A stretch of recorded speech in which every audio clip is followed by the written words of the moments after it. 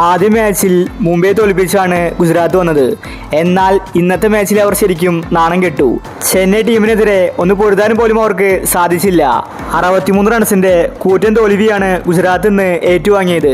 ഗുജറാത്തിന് പിഴച്ചത് ബാറ്റിംഗിൽ തന്നെയായിരുന്നു. ഇന്ന് കളി തോറ്റ ശേഷം ഗുജറാത്ത് ക്യാപ്റ്റൻ ഗിൽ പറഞ്ഞ കാര്യമാണ് നമ്മൾ ഇന്നത്തെ വീഡിയോയിൽ നോക്കുന്നത്.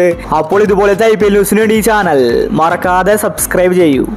ഈ ഒരു ചെന്നൈ ടീമിനെ മറ്റു ടീമുകൾ ഭയക്കേണ്ടിയിരിക്കുന്നു. ബാറ്റിംഗിലും ബൗളിങ്ങിലും അവർ ഒരുപോലെ മികച്ച ഫോമിലാണ്. ഇന്ന് കളി തോറ്റ ശേഷം ഗില്ല് പറഞ്ഞത് ഇങ്ങനെയായിരുന്നു: എനിക്ക് ഒരുപാട് വിഷമമുണ്ട്. ഞങ്ങൾ ഇന്ന് നല്ല പ്രതീക്ഷയിലാണ് വന്നത്.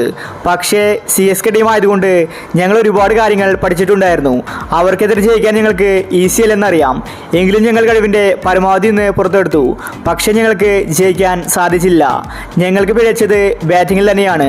കുറച്ചും കൂടി ശ്രദ്ധിച്ച് കളിച്ചുവെങ്കിൽ ഞങ്ങൾക്ക് ഇന്ന് കളി ജയിക്കാമായിരുന്നു. അതുപോലെ ബൗളിങ്ങിലും കുറച്ച് മിസ്റ്റേക്കുകൾ വന്നിട്ടുണ്ട്. ഒരിക്കലും ചെന്നൈ ടീമിനെ 200 റൺസിന് മുകളിൽ കടത്താൻ പാടില്ലായിരുന്നു. പക്ഷേ ഞങ്ങൾക്ക് അവരെ പിടിച്ചു കെട്ടാൻ സാധിച്ചില്ല. പ്രത്യേകിച്ച് അവരുടെ ബാറ്റ്സ്മാൻ ശിവൻ ദുബെ. മികച്ച ബാറ്റിംഗാണ് അവൻ പുറത്തെടുത്തത്. കളി ഞങ്ങൾ തോറ്റതിൽ നിരാശയുണ്ട്. CSKയുടെ ക്യാപ്റ്റൻ ഋതുരാജ് ആണെങ്കിലും ധോണിയാണ് അവിടെ കാര്യങ്ങൾ തീരുമാനിക്കുന്നത്. ധോണിയുടെ തന്ത്രങ്ങളാണ് ഞങ്ങൾക്ക് പണി തന്നതെന്നും ഗില്ല് വ്യക്തമാക്കി. CSK ആരാധകർ ആവേശത്തിലാണ്. രണ്ടാമത്തെ മത്സരവും ജയിച്ചിരിക്കുകയാണ്. CSK മുന്നോട്ട് കുതിക്കുകയാണ്.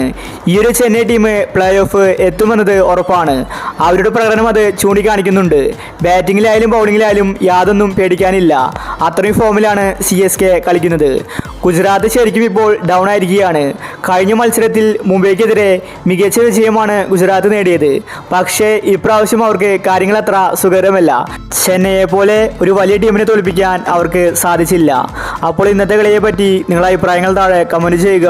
ഇതുപോലത്തെ IPL ന്യൂസിന് വേണ്ടി ഈ ചാനൽ മറക്കാതെ സബ്സ്ക്രൈബ് ചെയ്യൂ.